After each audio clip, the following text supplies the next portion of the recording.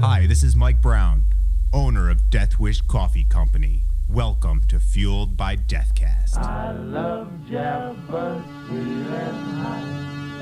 Whoop, Mr. Muscle, coffee spot. Death Wish Coffee presents Fueled by Deathcast, the world's strongest podcast. With your hosts, the incredible Jeff and the amazing D-Man. Welcome, everybody, to Fueled by Deathcast. This is episode 23, and I am the incredible Jeff. I need more coffee. I know. We're a little little rugged this morning, but that's okay. We went and saw Poison and Tesla perform last night with the Death Wish crew and hung out with Ricky Rocket from Poison for a bit backstage, which was pretty fun. It was pretty fun. But this episode is also really fun. We're excited for this special guest. You don't know that yet, Jeff. I do. We have a pretty great special guest. Mr. John Longstreth is going to be on the show a little bit later on. But as always, we have to thank Brock Powell, BrockFox.com. He's the man behind all the voices on this show and a lot of voices on different cartoons and things that you might be interested in. So go check him out. I also want to shout out to some of our new favorite podcast friends, including Brock's show, Unpop podcast. It's very, very cool, very funny. You can find it on iTunes and all that stuff, along with friend of the show, friend of Death Wish Coffee, Mr. Throwback Thursday. That's a great little podcast, too. They've got a GoFundMe going to help them get some new gear, so you can go help them out. A brand new show, friends of ours, Horrible Undertaking. It's a buddy of ours and an undertaker, literally just talking about some grim topics. Like the wrestler? No, like the guy who puts the tags on the toes and puts the bodies in the drawers and stuff. Throws the dirt on the cop. Yeah, that guy. Damn. So that's a pretty fun one. You can go check that out, A Horrible Undertaking over on SoundCloud. And finally, we've had him on the show before, one of our favorite podcasters, the Ming and Mike Show, Ming Chen. And Mike Zapsik. That's a really fun from podcast. Comic Book Man. From AMC's Comic Book Man. Yes. So I wanted to shout out some of the podcasts we've been listening to lately. Last week, we tried a new feature where we did a week-long contest. All you had to do was share the hashtag Fueled by Deathcast, and you win a free pound of coffee. Well, we took all of those shares, all those hashtags, and put them into a random generator, and out popped Heather Miles. So you win a free pound of coffee this week. Congratulations! And we'll give that another try in an upcoming episode for sure. Secret code unlocked.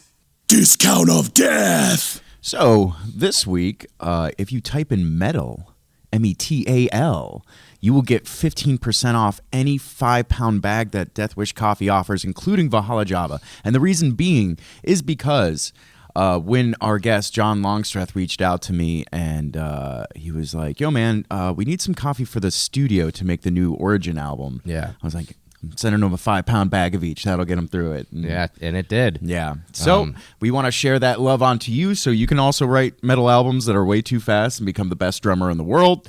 And type in metal, get 15% off your 5-pound bag. Heck yeah. Science! All right, D-Man, we're going to space. I can't breathe there. No, you can't. But there's always some fun stuff to talk about in space. And if anybody out there has been listening to D-Man and myself way back in the days when we were just doing the D-Man Death Wish update. When we were wee potters. Yeah, we would talk about some little science here and there. And we actually talked about this way back when they brought the Juno spacecraft, actually made it to Jupiter. And Juno actually has been orbiting Jupiter and sending back a bunch of different, readings and interesting facts about this planet. The thing that really blew me away thinking about this one is we were talking about how Juno will eventually descend into the planet and we might get an idea of what the planet is made out of because we don't know. Yes. And it might be just a ball of liquid floating in. That's crazy. Just thinking about a giant ball of lava liquid in storms just floating around space. It is pretty nuts, and that is the end game, whereas we have talked about the Cassini spacecraft, which is going to plummet into Saturn and burn up, basically like skipping a stone across the lake, and it's going to just burn up into 1,000 pieces. Juno has actually been designed to go directly into the center of Jupiter and hopefully hit something in there at the end of its a couple-year run. I think 2019 it's supposed to do that. What if it doesn't? What if it just... Yeah, right? But it has started to send back its first findings about this mysterious, huge gas giant planet that is Jupiter, and it's pretty interesting. We actually know a little bit about the core now. We're starting to get some readings through the storms of Jupiter, and we're finding out that its interior actually seems irregular. It has what scientists are calling... I love it when scientists use colloquial terms. They're calling it a fuzzy core. Is basically what it is, and that because it's basically a core that's mixed with a layer of metallic hydrogen, which is pretty cool in and of itself. Weird. And this kind of affects its magnetic field, and its magnetic field is more powerful than previously thought. The unit of measurement when you're measuring a magnetic field is called a Gauss, Gauss, and it was originally thought that Jupiter had a magnetic field of 5 Gauss, but now we're getting readings that it's up to 9 Gauss. Now, to put this in perspective, Earth, on the surface of Earth, where we're all sitting and standing and listening to this awesome podcast, you have a magnetic field of about 0.25 to 0.65 Gauss. Wow. So this might actually be pulling meteors from space, plucking them out of space with Yes. that magnetic field. Yes. Because we all know meteors have tons of metals in Yes, them. totally. And they just gravitate not only because of the size of Jupiter, but literally because it's a giant meteor magnet. Right. And the magnetic field, the other crazy thing that we're starting to realize is that it's not driven by its core. Whereas on Earth, our magnetic field and the poles and all that is driven directly by what is underneath the surface. It's the core of the Earth is what basically generates our magnetic field. That isn't this case with Jupiter. Actually, what it is it's driven by the flux of all of that stuff on the surface of Jupiter, the metallic hydrogen, the storms of ammonia and everything else, and all of that kind of drives its magnetic field. So we're getting basically new ideas on how magnetic fields even work by these findings from the Juno spacecraft. I just got scared. Yeah. I've been thinking of something, Jeff. Uh-huh. All right, I imagined a world where we start when we start mining Jupiter for metals. Whoa. But we're really just taking away from its magnetic field, and we start getting hit by meteors. Whoa, that's something. # copyright. Whoever makes that sci-fi movie owes me money. Just saying. We're also finding out that some of the hugest storms on Jupiter, like those Earth-size cyclones that are the size of our planet on Jupiter, That's crazy. are almost comprised completely of ammonia, and the entire equator is a very high-density field of ammonia. So it's making it a little bit harder for our instruments to actually penetrate those storms to get the readings that we're getting. But we are, we're working through it, and Juno's a workhorse and is bringing back as much as it can for us. Finally, I think this is really, really interesting. It has been now almost confirmed that, and this is crazy, Jupiter does not orbit the sun, which is, the way I can explain it is... Stop. This is the way I can explain it, which is kind of interesting. Every planet in the solar system basically orbits the sun because it orbits the center of gravity of the sun, okay, as opposed to the mass of the planet. Now, that center of gravity always basically is the center of the sun. So if you look at it in, a 3D model, Earth goes around the sun and the sun stays in the center kind of thing.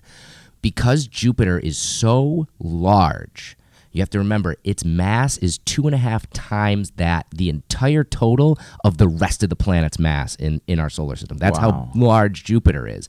Because it's so large that it actually orbits a point 7% above the surface of the sun. So instead of the sun being in the center and Jupiter going around it, the sun is actually making a very small circle as Jupiter's making a larger circle around it, because that center of gravity is above it just a little bit. that's because of the mass of this planet, and we never really knew that before. So so that's a fun little party fact. If you're if you wanna blow people's minds, you can tell them that Jupiter really doesn't orbit the sun. Oh man, it's pretty neat. Neat. What fuels you?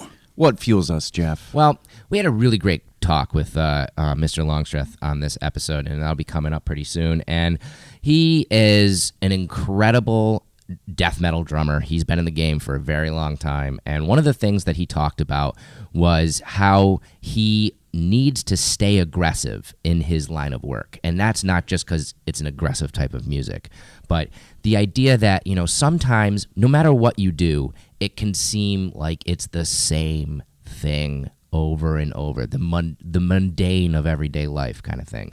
But you have to dig down and stay aggressive in those situations. Complacency is really the devil in this, and I think what fuels all of us is that even in the most mundane, same day in, day out stuff that, you can glean new knowledge and ways to better yourself and better the job you're doing from it. Yeah, and I feel like music itself is a great practice in, you're playing the same song over and over and over again, especially if you become like, that hit band with that hit song. Yeah, you're on tour for a year and a half, and you're playing that song every night. Yeah, and I played in bands where it's like, man, I'm so sick of playing this song.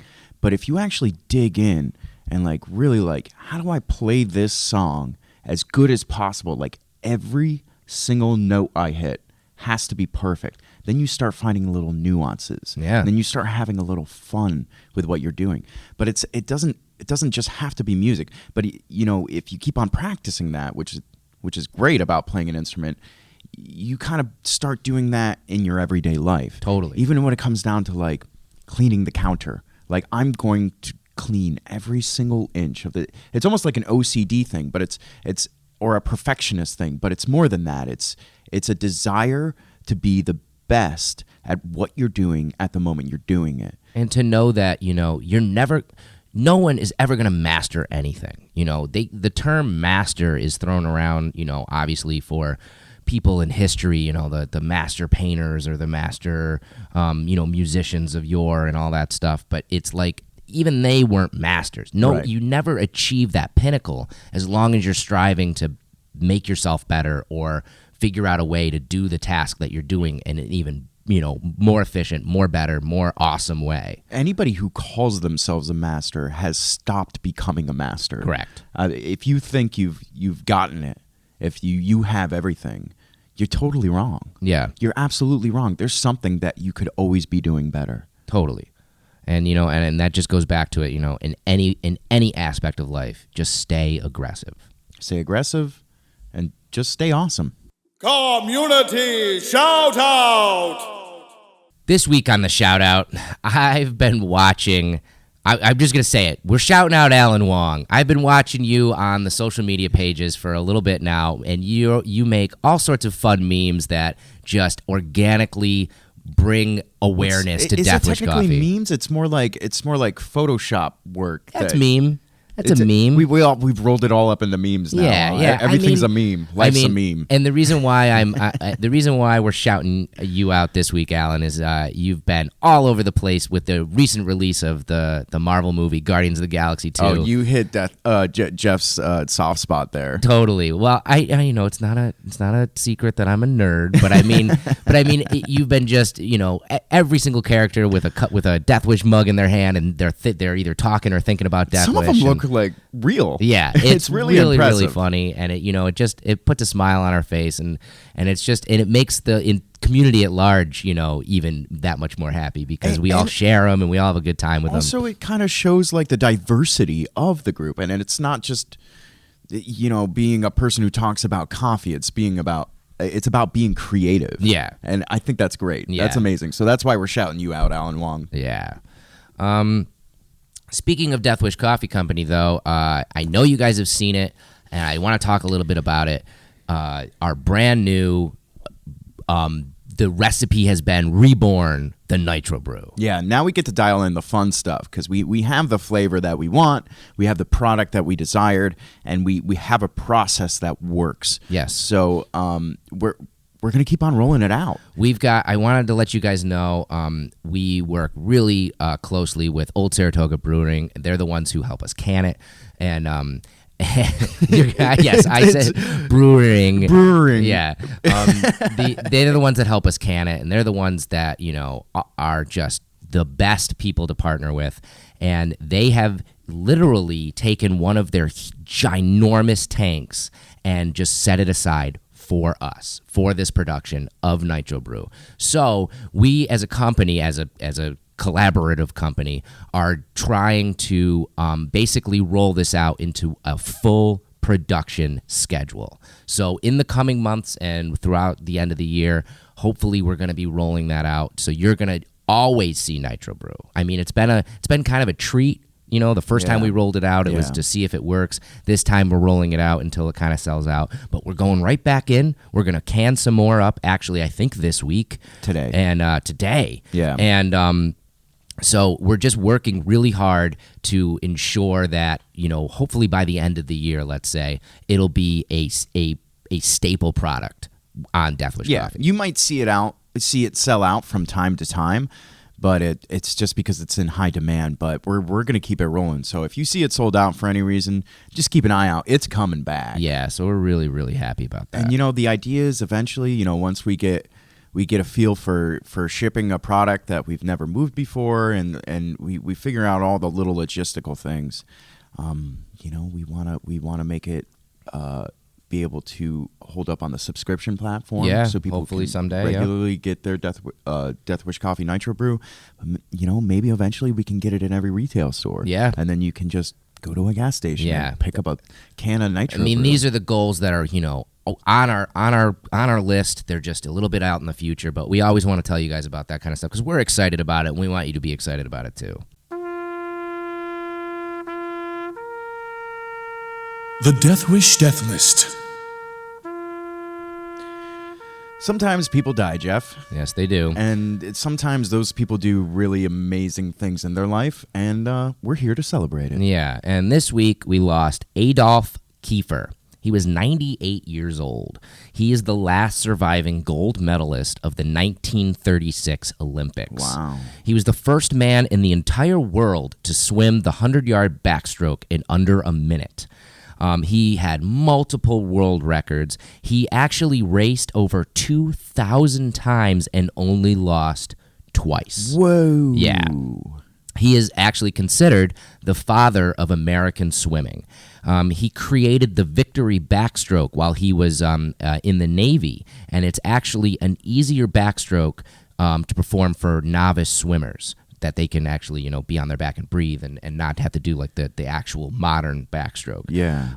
He also started the Adolf Kiefer and Associates in Chicago after he retired from swimming, and he developed the nylon tank suit and actually provided them to the U.S. Olympic team in 1948, which was a huge improvement from the cotton suits that they were wearing at the time. And you might not think that that's a huge deal, but I mean, when you go from nylon or from cotton to nylon, you're actually getting less drag and you're going a little bit faster. And it's such a commonplace thing. All swimsuits are that now, Yeah, like you think it's so simple, but somebody had to think of it first. And he did. And so, it was this guy, Yeah, so it's a shame that, but he lived an incredible life, 98 years old. Yeah, wow. Death wish you a happy birthday this week, though. Friday, May 12th. Maybe the father of American skateboarding, if you want to say. I don't know. Tony Hawk is going to be 49 years old. Sunday, May 14th, the talented and terrifying Tim Roth is going to be 56 years old. Tuesday, May 16th, Janet Jackson is going to be 51. And on Wednesday, May 17th, Trent Reznor is going to be 52 years old. And we're going to take a short break and give you some juicy news on this week's update.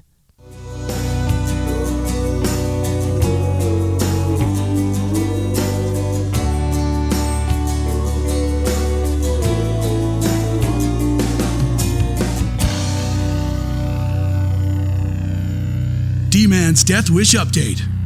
Brought to you by Death Wish Coffee. Oh boy. Oh boy, oh boy. I always love this time. What do you have for us today, D-Man? Well, if you're listening to this podcast the day it comes out, we are giving away a free patch with every order. Now, this is a brand new patch, and it's designed after our new documentary release that we've been doing, our little mini docs, and it's a grinded out patch, and it's really awesome. Grinded out to death. Once again, designed by Thomas Dragonetti. Oh, yeah, there he is. So, we're rolling that out now, and if you go on deathwishcoffee.com and go buy some coffee, maybe type in the word metal for a 5-pound bag, you can get a free patch. Yeah, and they're really, really cool. They're iron-on. They'll look good on anything you put them on. I can't wait to get mine. Yeah, they look great. And speaking of grinded out, we're releasing a new mini documentary. Yes, we are, and it's available now. You can go check it out on our blog. It's really cool. We talked a little bit about it last week. It's about a coffee shop owner. Also, there's a brand new Spotify playlist. It's all punk rock. Yeah. So, go on over and check that out. Check out our punk rock Spotify playlist and check out that awesome mini doc. Do you have any secrets, Dustin? I got a couple secrets, man, and I'm gonna hold back a couple today. I'm just bursting You're with bursting it. with secrets. Yeah, we've been you should busy. Probably go to a doctor. And that's my secret. But for real. There's so many things that we're doing right now, so we're gonna leak out some information to you. But just keep in mind, we have some cool stuff to talk about soon. But we're doing a new flag, and I didn't know this type of flag was called a pennant. A pennant. So it's like one of those triangle. Like go team. Go team. Yeah, exactly. But it's gonna be Death Wish. Go Death Wish. Yeah, yeah. It's really rad. Again. We have to say it to you people. Designed by the incredible Thomas Dragonetti, but it looks awesome, and I think we're gonna roll that out for Flag Day. Something like that. We'll figure it out. Awesome. But it's coming out soon, and we've already said his name twice, but if you want to go on over and check out deathwishcoffee.com/deathcast, you can hear more about Thomas Dragonetti and how he comes up with the cool designs and the awesome things that he's gone through. He was on episode 21. So I don't know if you've been smelling it lately. There's a nice, delicious smell of rum. Oh my God. Bourbon. I know. I'm so excited. It's right around the corner. Yeah. I mean, it's going to be in maybe a week. Oh, everybody get your wallets ready. If you don't know what we're talking about, we've done the barrel brand coffee before. We've done it a couple times. We've tried it in a couple different barrels. And like we've said, it's a very arduous process to kind of complete. So we only do small batches of this. And we've got a double batch coming out. Yeah. Which is really cool. Rum and bourbon. Yeah. And it's going to be very, very limited. Yes. So just keep an eye out. Yeah. We're letting you know now that it's coming really soon, and keep following the social media, keep reading your emails, keep listening to the podcast, and we'll let you know the minute it's available. And just to give you an idea of what, if you haven't heard of our barrel brand, we take on-roasted beans and we let them age in wet barrels of liquor, whether it be rum or whiskey or bourbon. We tried wine too, but that wasn't as good as our other projects. But we've pretty much perfected this process by now. It's so good. So we age them in these barrels, and then we roast out all the alcoholic goodness. But man, that flavor is left behind, and it is amazing. Yeah. So we're getting ready to roast all that up and bag it, and it's coming right around the corner. Like I said, everybody get ready for that. Yeah. So stay tuned to the Fueled by Deathcast, and we will bring you so much more news. I'm seriously, I'm bursting at the seams. Awesome. I want to tell you everything, but I can't wait for next week. That's all we have for now. Welcome back to the show. So this week we got to talk to literally one of the fastest drummers in the entire world, John Longstreth. Probably the universe. Hail Space. Hail Space. He is currently the drummer of the death metal band Origin. He has a brand new project called Crator, but he's drummed for a whole handful of other bands too, and we have a really cool conversation with him. Yeah, he's been a good friend of ours for a little while, and it's great to be able to, involve him with the company and involve him more with the cool stuff that we get into, and he's a big fan of Death Wish, and we made metal faster. Yeah, that's right from his mouth. And he talks about, like I said, the bands he's in. He talks about, what it's like being John Longstreth. He's also into jiu-jitsu like you are, D-Man. And it's just, there's so much to unpack from this conversation. I'm just going to let it happen. So one cool thing that always surprised me about John is that, he's so fast. He's so talented, and he just goes on tour after tour of doing this. He trains for this. Yes. It's not like something he's like, I'm just fast, dude. That's just the way it is. He trains for it. No, he knows he has a tour coming up. He trains like he's training for a fight. Yep. And he's got his practice pad on his lap constantly, doing his little, padiddles. Paradiddles. Yeah. And we'll call him padiddles. Okay.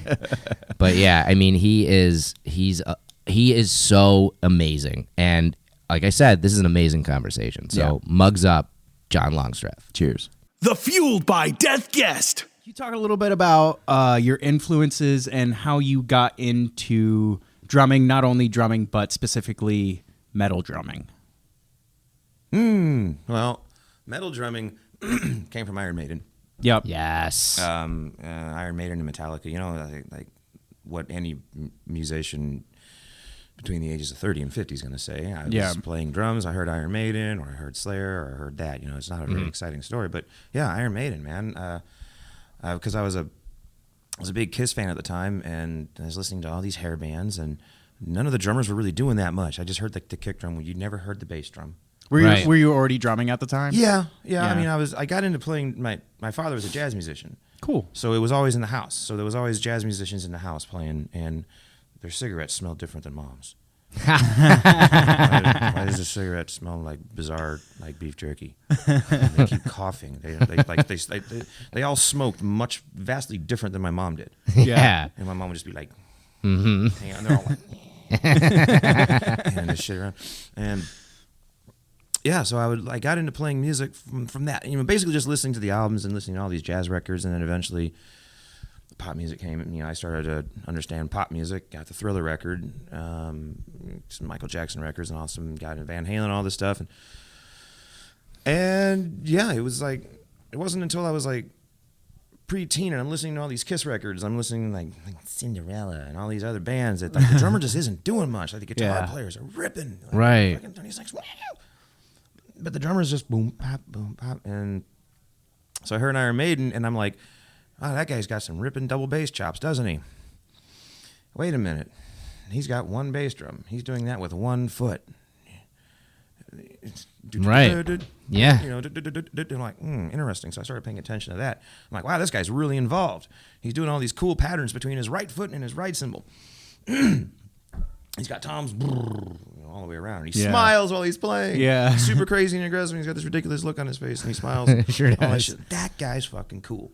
And then that gave way to Slayer. And then because as much as I loved Metallica, Metallica's pretty simple too. As much as I loved Lars, the thing I always loved about Lars was how kind of wrong he was.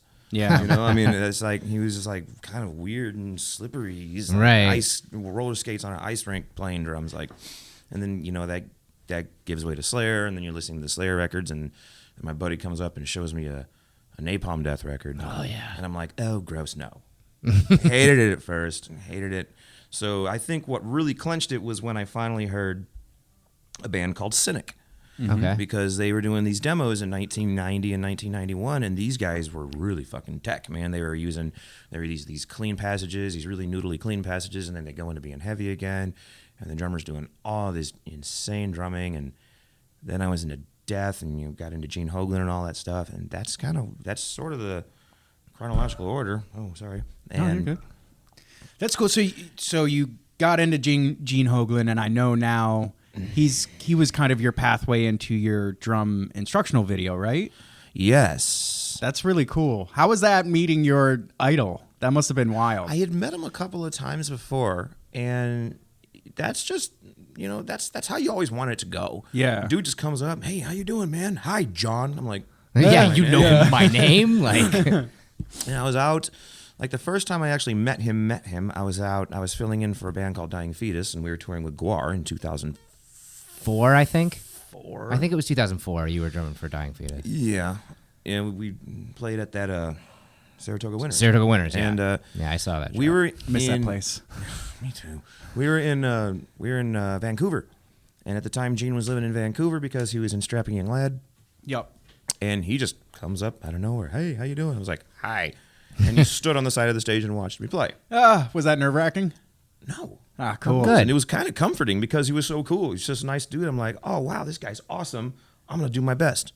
It's like that's like one of the things is like you get dudes that get nervous when they're around. Like you might like, oh man, I just want to quit playing when so and so gets on stage, and I'm like, that's not right. You can't do it that way. No, I don't think that's. I don't think that's ever the right way to think about it. You should see that as like an inspiration to like strive to be better. That's why.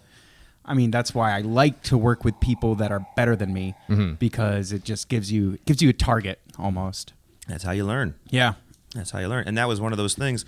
But, you know, like a lot of dudes probably meet people that they're really into that are really good, and they might talk with them for a minute, and they might get the impression that that guy's a jerk or is not interested in talking to them, or, you know, whether it's real or not, and that might drive a person to be like, oh, I don't want to play anymore. Yeah, But that was not the case with Gene. No, every time I've met that guy, he's been super nice and awesome, and yeah. That's cool. That's cool. So you got into metal. You got into metal drumming. What was your first metal drumming gig? Like professionally? Yeah. Angel Corpse. Angel Corpse. That was the first band that I joined. That was just going to be, that was in Kansas City, Missouri in 94, 95. And I was already in a little local band called Malicious Intent.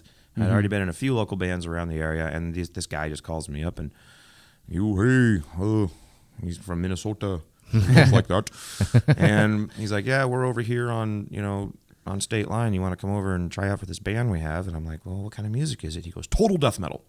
Total death metal. Total death metal. I had no idea what that was. I mean, I knew what death metal was. I knew what, because at that time I'm like, oh yeah, I really like Dismember and Entombed and Death and Morbid Angel and all that. He's like, oh yeah, well come on over. I'll go over there and practice with those guys. And next thing you know, it was like a week later, we had 4 songs together, and we recorded a demo with a Fostech 4-track.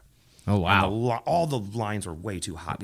Everything cranked, so it was just just toilet noises. And we sent that out. They sent that out around, and this record label called Osmos Productions out of France liked it and signed us.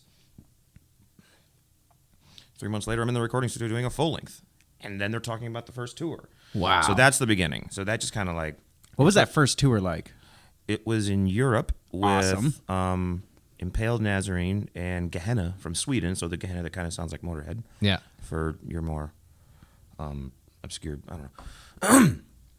But I had never toured before, but they took me to Europe. Crazy. And so that was before the European Union had fully cemented. So there were a lot of border checks. I got a lot of passport stamps going into Italy, going into France, Spain. And we were switching money around the entire time. How long was that tour? It was roughly a month. Wow. I want to say it was about 4 weeks. And, it's all pre-internet at this point because this is 96. Wow. It's all pre-internet. How old were you in 96? 20. 20. Wow. So you're this 20-year-old kid on a month-long tour in Europe. At that point in time, I had never even drank alcohol. Wow. Never drank alcohol. Never. Did you start there? No, I started when I was 21. Oh. Yeah. It's not Wasted opportunity. Like, oh, you're going to be 21. You want to have a beer? No. So I turned 21, and like a couple of months into being 21, my buddy had this beer called Pete's Wicked Maple Porter. And I'm like, that looks like pancake beer. And I tasted it. I'm like, that tastes wonderful. Nice. And Yeah. So you're 20 years old, touring around Europe. Kind of, does it seem like it came out of nowhere? It totally came out of nowhere. Yeah. It was crazy. And were you scared at any point? Was it like nerve-wracking just being in this other world and young on this journey? I wasn't scared because I was too busy being a baby. I had this girlfriend. I didn't want to leave my girlfriend behind. Left the girlfriend behind. I sat and I wrote my journal every night. I miss you. Boo. So actually, I was really mad at myself after that tour because I go home and I hang out with her and all this stuff, and obviously, this relationship's not going to work. So that relationship is over, and I'm like, that's it, you know. And I thought I thought like, wow, this is terrible. I don't want to tour. And then I go home and realize that see, it was interesting because I was in and out of that band pretty quickly. Yeah. It was because I was out of that band because we did that tour in, I want to say, December of '96. I was out of that band basically a year later in '97, February of '97, and that was also when that relationship was falling apart. Yeah. So I had kind of a taste of it with a bunch of people I didn't quite get along with. Right. Yeah. Like the guys in the band, we didn't quite see eye to eye, and they, you know, for all the right reasons, let me go. Yeah. Because, you know, I was not being a mature person, you know, striving to be a death metal musician at that point in time. I was being kind of a punk kid. And, you know, they had their right. Well, we're going to let you go. We're going to hire this other guy here, Tony. So what's the move after that? The move after that, played around in a couple of other local bands and eventually met Paul and Jeremy from Origin. Oh, awesome. And they're like, you're the Angel Corpse guy. I'm like, I was. Right. Now, and Origin had already been going at that point, right? Origin started in '97, and I met those guys in '98. Okay, so that right band at the beginning. was kind of scrambling around, going through some lineup changes and sort of cementing. And I got into the band and brought in a bass player with me named Doug. And yeah, dude, and that's just kind of where it went from there. So how long have you been with Origin now? Well, I was in there in '98, and then I was out in 2002. In the end of 2002. Wait a minute, right? I think so. Yeah, I was out. My intention wasn't to be out in 2002. My intention was to take a break. Yeah. Because we had some rough shit happen, and I'm like, I'm gonna go up to upstate New York and help Skinless record the record. So you got tied up with Skinless. Basically, yeah, that's kind of what went down. And so the idea was I was gonna come up, hang out for a month, record the record, and then, you know, shoot back down to Kansas and, you know, try and, you know, get back in, but one thing leads to another. They start looking for drummers, and I'm getting along real well with the Skinless dudes, and it's like, well, fuck it, you know. Yeah. Right. Go ahead, you know. I don't need to be in Kansas anymore. Yeah. Right. Cool. And, yeah, the interesting thing was my mom was just like, well, you can always come back home, but I had the chance to travel when I was young, and I didn't, so you should go. That's cool. So I've been, you know, so that's 2003. Come up here, get the job at Uncommon Grounds. Yep. You know your way. You know your way around some coffee. Those guys are 90% responsible for me having a music career anyway. Really? Yeah. Well, shout out to Uncommon Grounds. Yeah. Well, I mean, if you have a solid enough employee that has the chance to travel and do some cool stuff, let them come back. Yeah. I mean, if you can, of course, if you can. Yeah, I've been lucky enough to have. I mean, I did have a job at a dental laboratory that was like, if you leave, you're done. Yeah. And I was like, well, then I guess I'm done. Yeah. And I found another job that did at Esperano that was like, you can go do what you want, and when you come back, we'll take you back on. It's always good to have that support. Some companies can, some companies cannot. You know, and you Yeah. can't judge either way. But you know, when you got a company, You can. You're allowed to judge. I think you're allowed to at that point. It's Yeah. like, I don't need to be here. If Right. you're not going to, I think it's important to support your employees Well, no you matter what can't- they decide to do. It depends on the company, I guess. Yeah. When you got someone like Dan Murphy and Greg Mankiss over at Uncommon Grounds, who, you know, that's what Dan Murphy's about, from what I understood. He's all about, you know, being able to have people work. You know, Right. He just, if you know, he takes you in, he puts you to work, he expects you to work. Yeah. And if, as long as you work, you got a job. And Yeah. that's always how it felt there. And, you know, that's always how it felt with, like, the main people behind that company. I was like, well, as long as I stay here and, you know, kick ass as much as possible and give them the notice, you know, they know what I'm doing, you know, it's always going to be cool with them. And it always was, you know, so props to them for bending over backwards for me. Yeah, that's To cool. travel and have fucking, you know, have a career. That was around the time that actually I met you, and it was funny because you were bouncing around bands at that time. You know, you were doing with Skinless, and like we had talked, you were doing Dying Fetus, and you were doing all this other stuff. And it was very hard to find out exactly where and what John would be doing, but you knew either John's in town making you coffee, or he's out on the road. And Or he's in Europe. Oh, I haven't seen John in a while. Oh, that's because he's out on tour. He's doing Probably something. wasn't being very friendly. You're always friendly to me, man. Stick up. Oh, good, because it's funny, man. I don't know. That was a bizarre time too. That about 3-year period between, was it 3 years? Between 2002 and 2005. Five-ish, yeah. When I was doing a lot of the bouncing around, because I did a year with Skinless, and then it was Exhumed, Red Chord, Dying Fetus, Dim Mak. Yeah, like all in a row, Yeah. pretty much. You skipped from band to band. And it was almost waste form for a minute, I think. Almost, yeah. I remember talking to Akeem about that. He was in that band at the time. Yep. Yeah, that was when they were going over to Europe too and touring. It is that you've done both. You've been in a band, for years and years and done albums and kind of toured on that kind of material. And then you've also skipped around. Is it like almost like a culture shock to have to, be in one band, learn their material, get out of that band, get into another band, learn their material?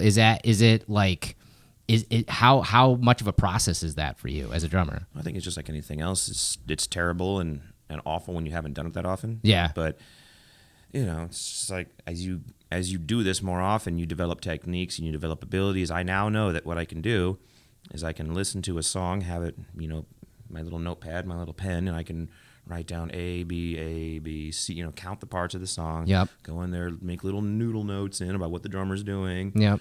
And I know that as long as I can sit there and listen to that song, my practice pad, my little notes, and tap that thing out, I can probably have the song done within an hour.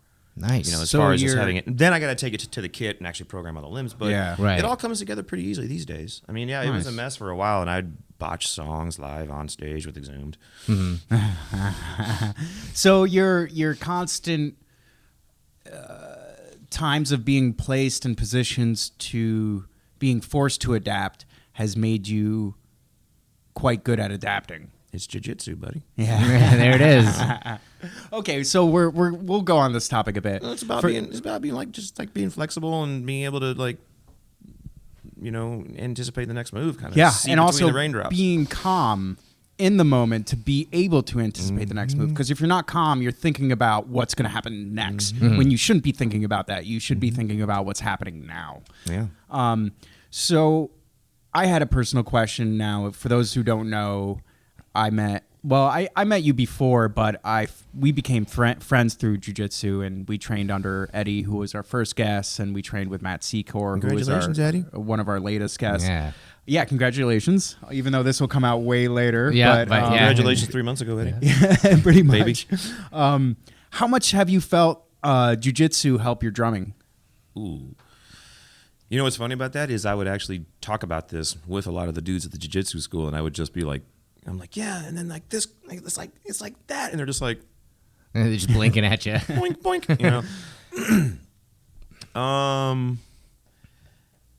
it's cool because like when jiu-jitsu is when you're having a really good roll in jiu-jitsu, when you're really in the moment and things are going good, doesn't matter if you're getting your ass kicked but it's like when it's all firing. Yeah. And it's like, this is going to be really corny, and I apologize, but No, I look at it as like kind of seeing between the seconds. Yeah. It's like you just see in such a much more molecular level or something. Yeah, You see so many details, and little things happening, and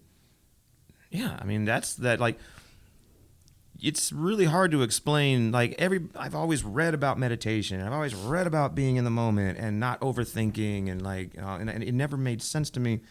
It was always something that was really hard to understand until you're actually doing something like that. And like I usually don't remember what happens on stage. Yeah. It takes a thing. It takes something. Like if something's going really good and my guitar player turns around with a big grin on his face, I'll remember that. Right. Yeah. But a lot of times I won't remember the second to second normal stuff. Same thing with jiu-jitsu, no, you did that. You did that front flip and transitioned into so and so and blah blah blah and grabbed the wrist. Like, You're not thinking about it. Right. Really? I did that. Yeah. It's almost like accessing it's the same thing with driving. You're accessing the lizard brain. Like if you were to think, I have to turn left before you turn left, it'd be too late. You get in a car accident. So instead you're accessing this lizard brain, which is like pretty much based on reactions without thinking about it, which is why road rage is such a big thing, because when you're driving, you're accessing that lizard brain, and anger does not go through a filter, and you usually just spit out whatever you're thinking. But so did you feel that maybe jiu-jitsu helped you access that lizard brain mentality a little bit more, or maybe have a little bit more control in that state? The parallels between jiu-jitsu and me playing drums are going to be, I think a lot less when I'm on stage. Yeah. I credit that to jiu-jitsu because, everything is really fast. Yeah. And also you have, and then going backwards from music into jiu-jitsu, you have modes, don't you? Right. You have a whole scale that you don't think about the individual notes. You just go, right? Yeah. Right. That's your triangle choke. You don't think, push the head, bring the knee up, pull the arm over. Maybe you do. I do because I'm terrible at triangles at this point. You do sometimes when you get caught up and you're like, what am I missing here? However, if it comes to top side control, attack the arm, I'm not thinking. It's just there. I'm side control sergeant, as a buddy of mine said. Yeah. If you're on the bottom and I'm in side control, you live there now. Yeah. And there's no oxygen, and your arm's mine. Yeah. That's what I became. Yeah. And I went, after I left Eddie's and went down to Magno school down in. But in a much more physical point of view, what I learned to do in jiu-jitsu and actually more in boxing almost, is how to engage your core. Oh, interesting. So that's a cool thing with drumming because that allowed me to understand my physical, my body a little bit more while playing drums. A little bit more balance. I was able to understand that if I'm leaning back like this, I am sitting too low. If I'm leaning forward like that, I'm sitting too high. Yeah. So I learned how to kind of, adjust the seat a little bit better. I really, really rearranged my posture, and I started paying a lot more attention to my posture once I started understanding how your core works. Yeah. You engage your core, and you got this, this is nice and tight and rolling, but at the same time, your arms and legs aren't attached to it. Right. So there's a lot of that. There's a lot of, I don't know, like being able to distribute your muscles, right? Yeah. Being able to distribute your strength more evenly. Very cool. And things slow down. I'm sorry, but things slow down in jiu-jitsu. That's what I was going for. Things slow way down. You start seeing between the seconds. Yep. It's like in the movie when the samurai sends the sword forward and the sword goes through the fucking raindrop. Right. Goes right past his neck.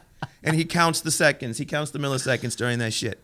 So that's what's happening in jiu-jitsu, and that's what's happening in death metal drumming as well. Boom. That's crazy. Awesome. I love it. And so, talking on both those respects, and more along the lines of drumming, being a metal drummer, a death metal drummer, that is a very taxing thing to do. And you're going out on tours, you're playing every night. And for our listeners who might not even know this, you have been constantly referred to as one of, if not the fastest drummer in the world. How do you prepare for long stints of playing like that? Because I've seen you play just one show in the audience, and I'm tired watching you. And to interject on this, you double headlined a tour with Gorguts and Origin, where you were drumming for both bands on, what was that, a month-long tour?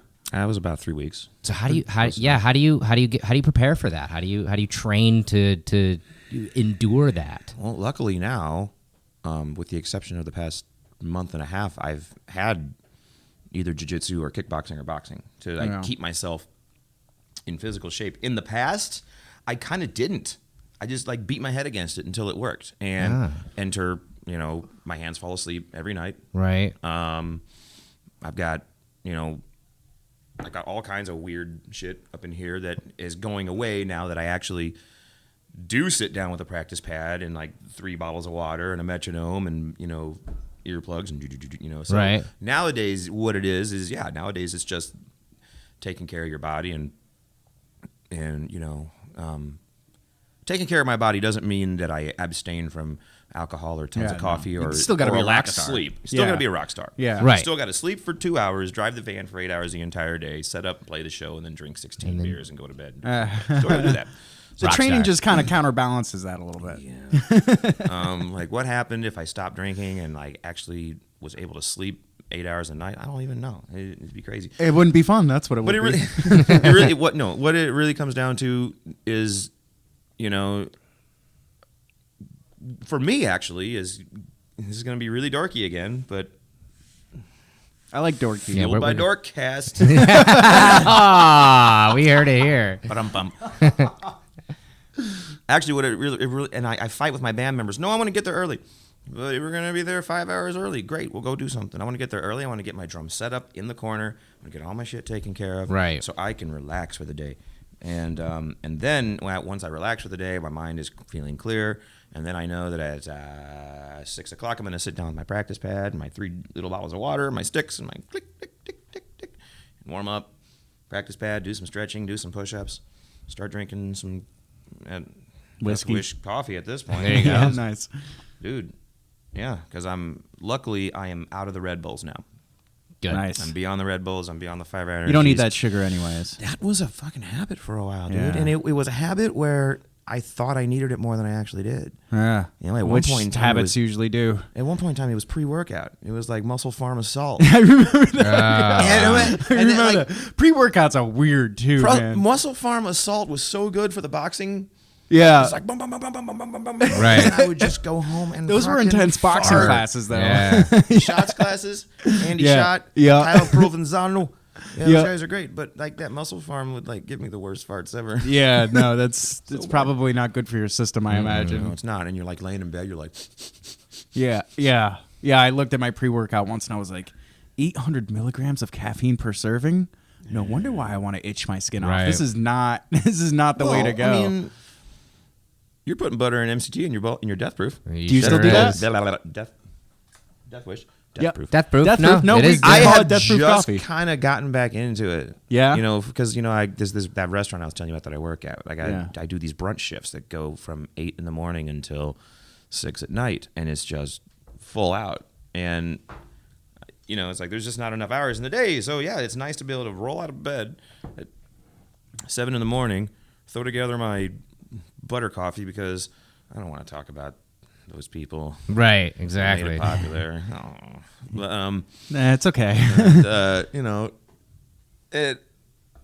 it works. Yeah, it sure does. The thing is I can't. They tell you to do that and then fast for 4 hours. Nah, I don't do that. I eat. Cannot fast for 4 hours. Nah, I keep on need eating. to eat within at least 2 hours. Yeah. And I work at this restaurant where we just serve all this breakfast. So hey, eggs, protein, boom, done. Yeah. Let's run through concrete walls for the next 6 hours. Yeah. With like crazy violent happiness. Yeah. So, you've been working on the Origin album in the brand new one. The last month or so. Unparalleled Universe. That's awesome, man. Can you talk about a little bit how that process has been going, the release date, what we should expect from that album? Well, if any Origin fans are actually listening, Hail space. you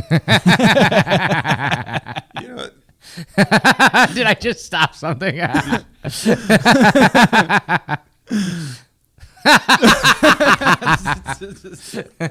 Jasmine, you jerk.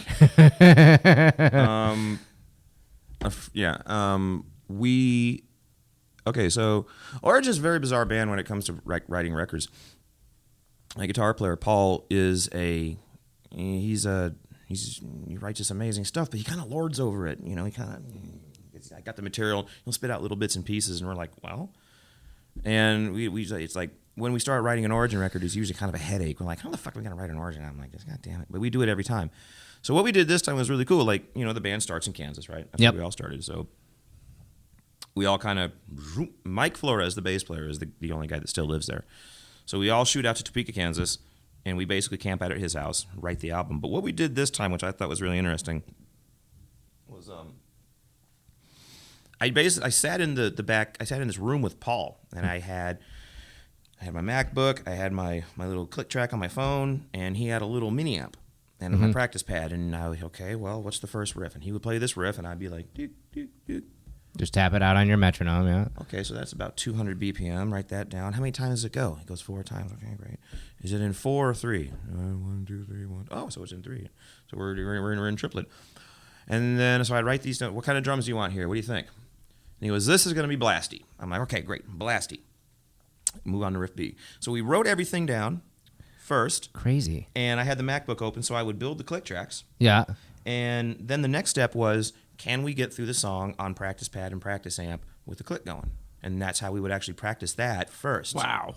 We would do that. Just goes to show you don't need a whole drum set and a whole practice. Then we'd go up to then we'd go upstairs to the actual live room. Yeah. And it was so cool how it worked, because then you go up there and you've got this song that you basically constructed that day. I mean, he's had it in his head for the past 6 months or however. I think he's got a song in there that I think his oldest guitar riff appears on this record from like 93. Oh wow, that's awesome. Yeah, you know how guitar players are. Oh yeah. Well, I wrote this in 2004. Yeah, I've never been able to put this anywhere, but here we go. The last Van Halen record was all shit from like 76. Yeah, from the 70s. Yeah, totally. But yeah, so we would write all these songs down and we'd bang them out on the practice pad with the click track, and then we'd go upstairs to the room and it'd take us 3 times through, and we'd have the song front to back, and then you start getting put the, as Zappa would say, you put the eyebrows on. Yeah, that's when things start getting fun. Yeah, that's when you start like, he goes, "There's going to be a drum solo in this part." I was like, "You son of a bitch!"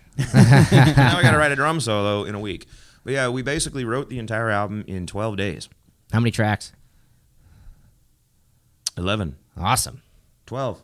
Awesome. With a bonus track. Awesome. We did a Brujeria song. Ooh. I don't know what that means, but I'm excited. You said it really cool. You don't know who Brujeria? Yeah. No. I don't know what that is. I'll school you on some. It's pretty good shit. Brujeria? There you go. You got it. Oh, wow. Oh, yeah. Most of the white kids call it Brujeria. Brujeria, yeah. They like No, Brujeria. I like the way you said it better. Brujeria. Yeah. Brujeria. I'm like, yeah, we're doing a Brujeria song. And my buddy Carolina, she's from Colombia. She's like, Brujeria, you. Native Spanish speaker. And yeah, so that, and so we did that with all the songs basically. We had one song that we were actually playing around with live. So that one was just a drop in the bucket, boom, done. But we do that over the course of about 12 days. We get the whole thing put together, and we would go over to another friend's house. A buddy of mine named Clinton, who is a guitar player for a band called Unmerciful, who I recently worked with. And we'd take these click tracks, and Paul would play guitar to these click tracks. So I would have these backing tracks. So you had guitar and click. And when we go into the studio, instead of Paul sitting in his ISO booth and me in the drum room, we eliminate an entire human being's worth of mistakes. Yeah. Being that the guitar player plays the same thing every damn time, because I track the entire album to pre-recorded guitars. Yep. Which is a very common thing these days, but it's just kind of like the way Origin moves. It took that long for that to happen. And yeah, so drums were done in 3 days. Awesome. Bass was done in a day and a half. Wow. And that's just indicative of like 3 dudes, the 3 guys that play instruments. And this in the is band. not like what people typically think of as a band of these guys coming together in a practice room, working out these songs day after day. This is like you're coming up with the songs on the spot, and then you're getting the tracks done within a few days. He has, like I said, he has the material that he's like a pressure cooker, right? Right. Like Yeah. the material just sits in his head for a long time, and he just kind of like spits it all at us, and we're like, whoa! And all this material's coming at us, but instead of like, because usually, he sends MP3s of it, and I sit there and like listen to it and play around with it. But at this point, I was just like, we've got all this extra time. We're gonna have like just under 2 weeks just to actually really work on this. So for the most part, no. But this time it was the closest to actually being able to do that. Yeah. Which is really cool. How much of a difference do you think that made? It made a ton of difference. I think what made the most difference was sitting down and writing the stuff out first. Because, I've always made little notes and had like a little sheet of paper and, on a little music stand that I would kind of reference. But this time I actually wrote it all out. And we're not writing in notation. It's like riff A, Morbid Angel type beat. Right. Riff B, Blasty with a Y. White Snake beat. Yeah. White Snake idea. Yeah. Riff C, the Happy Birthday riff. This gets 3 tom hits. Boom, boom, boom. Right. So it's like it's all shorthand. But Yeah. that was the best part about it, was that we wrote it all out, worked it out on a practice pad, and basically it was cool to be able to like work that smart with those guys finally. Actually have like a path. Do you think you've been like kind of, for lack of a better term, cheating yourselves until this moment by not being able to do that? Yeah, because we would always go in the studio and the cool thing about the way we do the albums is that we kind of go in like, whoa, look like kind of like with our asses on fire, like we got to get it done, go, and it's like, and when you're pushed like that, you come up with some of your best stuff. Yeah, like some of the best stuff I've ever written, I've come up with in the studio because, oh my God, this part isn't working. I gotta come up with something, and boom, here we come with all this syncopated craziness that I have to learn later. Right. The more I think about it, I think humans are meant to thrive under limitations. Sure. I think like being limited gives you like the full viewpoint of what you need to get done. Yeah. Fight or flight. Absolutely. And so what I would kind of, it was like, it's a curse and a blessing at the same time. We would write this album and we go out and we tour it, and people always notice that A, the songs are 3 times faster. And B, you didn't play that one thing. I'm like, no, I don't remember what it was. Because I had to go out on tour, and like the first tour is actually me completing the songs. Yeah, weird. So it's real kind of like because you're actually getting like time, right? Yeah, on the repetition song on the songs now for the first time. So wild. So it's like, when is this album gonna be released? End of August at some point. End of August. They don't quite have a date yet. Are you gonna tour on the album at that point then? Mm-hmm. Okay. We're actually gonna hit the road before that. Oh, cool. So it'll actually come out while you're on the road. I think so. Awesome. Cool. Where are you planning to go? What? Where are you planning to go? Well, Europe or USA? Both. Both. But at this point, the only thing scheduled is Mexico and South America in June. Okay. Cool. Yeah, in June. Very cool. We got like 4 days in Mexico, and then we go down in Bogota, Medellin, and Santiago, Sao Paulo.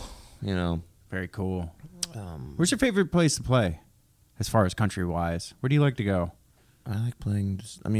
It's totally different. Like, you play the United States, it's great because you got convenience stations on every corner. Yeah. And this It's and that, comfort thing, and yeah. you got Denver, Colorado, and you got New York City, and you've got LA. You got all these great places to play, and you got Seattle. But in my band's case, we're driving ourselves. Right. Yeah. So that's kind of a pain in the ass. Europe, those are vacation tours because we're on a tour bus. Right. Albeit with 2 other bands. But you roll up to the venue, you sleep for 12 hours a night in your bunk. That's nice. Bus, and the bus is moving, so it's like a cradle. And so you just conk out, and you wake up the next day, and you go and you play this venue. But, man, if you are hungry, and there's not a 7-Eleven around the corner a lot of times. Yeah, I mean, I like Czech Republic is an amazing place to go, and it's an amazing place to play, but I know I can't just pop over to the Stewart's and grab a microwave burrito from Starving. Yeah, that's kind of weird. It is and it isn't. It's I don't know. How do you stay healthy on tour? Mexico is difficult for me. Oh, yeah. Because I'm a baby and I'm a drummer with very specific needs. And like a lot of times it's like, well, yeah, you're just going to show up to this venue with this. There's just going to be this drum kit. You're just going to get on this drum kit. That kind of sucks. I have my pedals though. and my cymbals and my electronics, but like the last time we played Mexico, I played on a 4-piece. Weird. Jazz kit. I mean, it worked, but it was like, It's I'm not. like, this sucks, but it's kind of fun. Yeah, I mean, Interesting. even with the local bands that I played with, the drummers have always been like, I play on my set, Right. And that's Yeah. all I get. So Yeah. it doesn't seem like that much of a reach for you to want to play on your own kit as internationally touring People in band. hell and ice water, right? Yeah. and that's what you're a professional. Can't you just play? Yeah, Well, yeah, but it's. I'm a not- professional. Yeah. Can't you just provide what Yeah. I need? Yeah. I mean, and you're so busy. You've with the new album coming out with Origin, and also with other projects that you do. I'm very excited about your new project, Crator. Thank you. And Baby band. all of these other things. And you've had your ups and downs in your career at this point. We always ask this of our guests: what fuels you to keep getting out there and keep putting out that next record, keep going on that next tour? What keeps you behind the kit? It's my favorite thing in the world to do, man. I mean, awesome. It's just I'm never gonna master it. I'm never gonna be a master drummer. It's not gonna happen. I'm never gonna be a master musician. That's a great mentality to have. It really is. A lot of times a lot of times it feels like the same thing over and over again. But even though it feels like the same thing over and over again, I know that I can always push a little bit harder and get a little bit out of it, a little more out of it, a little more out of it, a little more. And that's really what does it. I pulled all kinds of weird little shenanigans on the drums on this record that I have not done on an Origin record yet. That's exciting. So that made a lot of fun right there. And, it's just hopefully being able to get out there and just do it a little bit better this time. Yeah. Every time, and also I'm 41 years old. Am I going to start a new career now? I mean, some guys are. Some guys, whatever, man. You can always reinvent yourself. Man gets his jiu-jitsu black belt at 67 years of age. That happens. That does happen. It does happen. But, I mean, I don't know, man. We'll see. Yeah. Well, I hope you just continue to drum forever. Yeah, I'm going to continue to drum forever. Good. Whether it's, I don't know if I'm going to, I don't know if I'm going to be 60 years old sleeping in the back of a 15-passenger, van playing blast beats. Yeah. But it'll be something. It'll be something. It'll probably be something aggressive. It'll probably be something moderately offensive as well. How do you feel about you've gone and now that you have the instructional video, you've kind of gone into the teaching side of things. How do you feel about that? It's moving slowly. Yeah. Because the DVD's not out yet. The DVD got hung up on the editing table. Okay. So we got some work to do on that. Yeah. And it's moving slowly, and I'm slowly just kind of advertising. But the tough part about teaching music lessons, I think these days is that all the kids, it's a different musician these days. Mm-hmm. Yeah. And a lot of the kids are rightfully getting on YouTube and looking up the Yngwie Malmsteen scale and mastering that for free. Yeah. And they're getting that, but they're missing something. They're missing something with the person to person. Yeah. I think they are. Yeah. But then again, like I said, it's a different kind of musician. It's a different world these days. It's not, I don't, as we go on, I think real, oh, wow, that actually sounds like a band in a room. Right. Is not, it doesn't draw as many people as it used to. Yeah, it really doesn't. And that's what the best part about that Crator record is, that it sounds like a band in a room. Live band in a room. Yeah.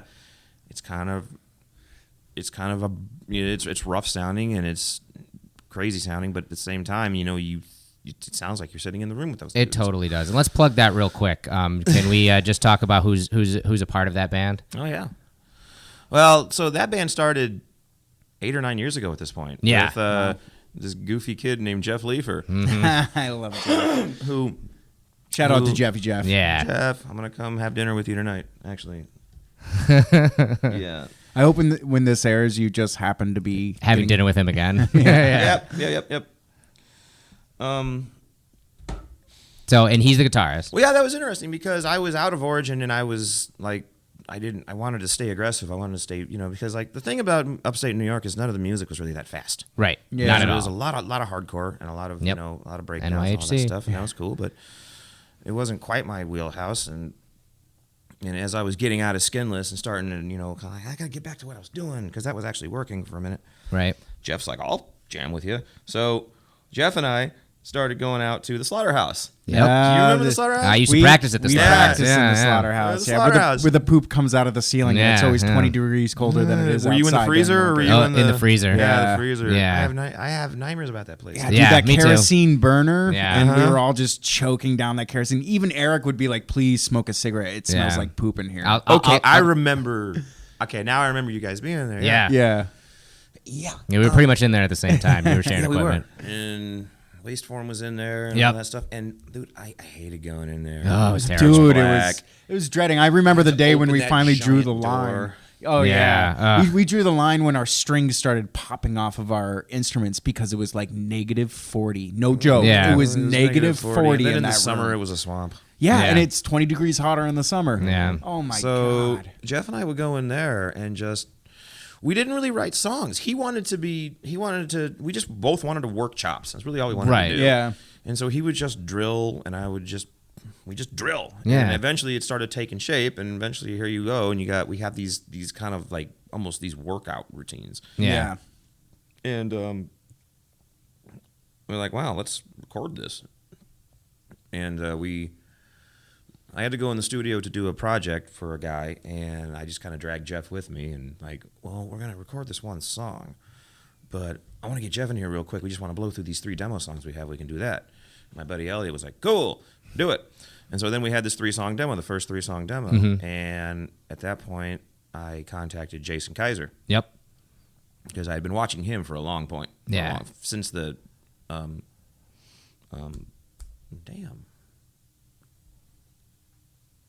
Robot? No, man. The band that he was in with Akeem way back when. It's totally slipped my mind at the point in time. I'm being Oh, a yeah, it's friend. slipping my mind, too. It wasn't, no, I was singing Straight Jacket. That's not it, is it? No, it wasn't Straight Jacket. It's like right on the tip of my tongue. Sorry, Jason. I'm a terrible friend. Yep. It's on record that you're a terrible friend of Jason. On record that I am a terrible friend of Jason Kaiser. But he whipped the sword around and all that crap. Yep. I'm like, who's that wacko? And, yeah, so I met that guy eventually and had him come out. And there you go. We had the first 3 songs written. Gave him the demo, and he went and listened to it and wrote it. And it's just kind of simmered, since then. And here we go. We write more songs. And Jeff and I just kind of worked over these songs for a long time. And we tried a couple of different bass guys out, and, they didn't quite work. Detriment. That's it. That was it. Yep. You're no You got it longer an before awful me. friend. Yeah. You're a good friend now I'm a that you good figured friend, out Jason Detriment. Kaiser. Don't you give me a lick of lip over that. And so that, and it wasn't So until you got in the recording, it's Colin Marston on the bass. it's Colin right? on the bass in the album. And who do you have playing with you live? Oh, we're putting you on Monty. the spot. There you go. It's Monty. Monty from Malignancy plays bass, and he plays fretless bass. Yeah. Oh, wow. Because Fretless death he metal was bass. pushed with the tax. He was taxed with playing Colin Marston bass. Right. Yeah, which I'm like, is- can you do what Colin Marston did on the bass? And he's like, well, that's kind of weird, but I can get close. Cool, just get close. He goes, I think I'm gonna play 5-string fretless. How does that sound? I'm like, beautiful. Yeah. So sure now does. he's in, and we did our first show a couple months back Awesome. in Chicopee, Massachusetts, Nice. at the Hoffest. Nice. Nice. Did it And that go was well? It went well, man. It was about Chicopee's all right. yeah, There's it a was little about 30 Polynesian people place watching. Nice. But we had never done anything live. Yeah, and you're a baby band. Like they you knew said. that, baby, and they knew that there was this thing happening with me and Jason from Origin and Monty from Malignancy and Mystery Kid guitar player. Right. Who's supposed to be really good. Oh boy. And so, we got up and did that, and Jason did none of his normal banter. Oh, really? I just had this backing track of samples that would go in between each song. So he would just turn around. We just Oh kept the my lights low, goodness. and we just blast, boom, boom, boom, just go through all these songs. Because most of the bands were real, like, American East Coast death metal. Right. Dun, dun, dun, dun, dun, Yep. dun, dun, dun, dun, dun, dun, dun, dun. We got up there and did this bizarre, like, progressive black metal, death metal hodgepodge, and people were just like, Wow. what is that? Yeah. And so everybody that seems to hear it really likes it. That's really good, man. And we'll see what happens. We're talking, it's like it's all self-funded. I mean, we put it out ourselves. We have this company called Clawhammer from Topeka, Kansas, who's actually the P&R company who gets it out to the magazines and gets it into reviews and all that. Nice. Does a Cool. great job.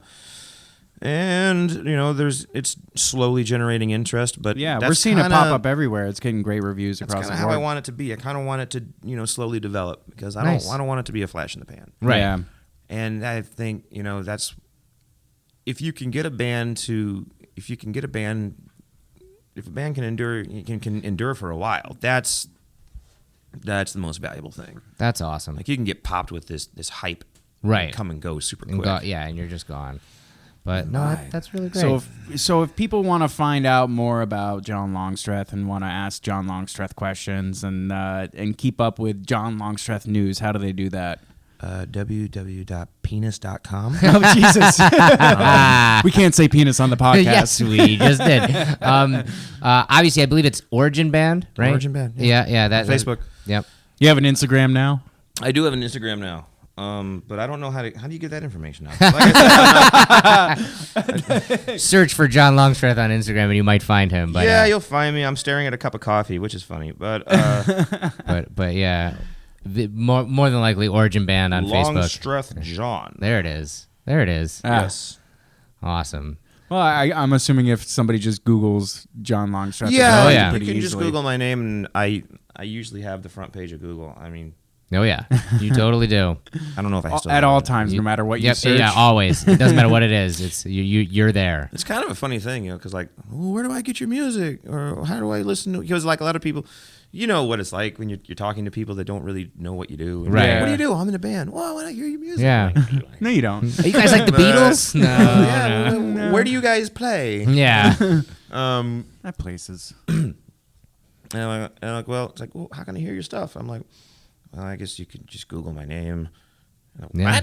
What? Yeah, just- yeah. Did you just say that? And I go, Well, it Well, works. when I'm looking to show people how crazy talented you are, because It's you the truth. can't be humble It's the about truth. this. You're crazy talented.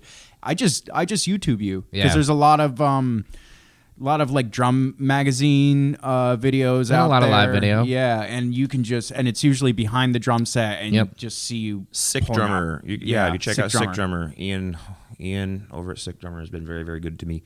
Yeah. Ian and Anton, and they've always been good about putting me up on their page and all that. And so that's a great. If you want to check out any death metal drummer, actually go to Sick Drummer, because they're a great bunch of people that just they want to push that. They want to show the world what these musicians are capable of. That's awesome. You know, and that's the thing. You know, a lot of these guys. I mean, it's not easy stuff to play on any instrument, but you know, you get a lot of people that sounds like a bunch of dogs barking. Obviously, they're really talented. Right. You know, death metal's kind of like porn. Kind of. I How like so? that. Yeah, please elaborate. How so? Take a death metal musician, as good and as talented as good and as talented as he is, and as capable as he might be of playing in a rock band or a country band, and see if that rock band or country band want to take him on just because of the fact that he's done death metal. Right. You get kind of weird. It gets kind of strange like that. Like you're skewed. So you're saying, Like, does anybody really want to watch Sasha Grey on SVU or whatever? Right. No, of course. Yes. They just want to see her in porn. Yeah. I don't know. I'd like to see her in SVU. I'm curious. I think they get a lot of viewers. but I know that I understand the she was on parallel some you're primetime making, though, TV. yeah. So do you think like a death metal is this like taint, like a death metal drummer? Yeah. It's kind of like There's a stigma to it. yeah, interesting. Like, well, he plays death metal. He plays that stuff. Yeah. Interesting. It's Wait, interesting. great. We'll end that on a high note. Not as much not here, these though. days. Yeah. Cool, man. Well, thanks for joining us. Thanks for having me. Can't wait dude. for the new record. Yeah, I'm looking forward to the new Origin album. I'm looking forward to everything that you're putting out in the future, man. And thanks for coming to HQ and joining us at our awesome facility. Thanks for having me. It's awesome. What you guys are doing here is fucking great. And you made the Origin album.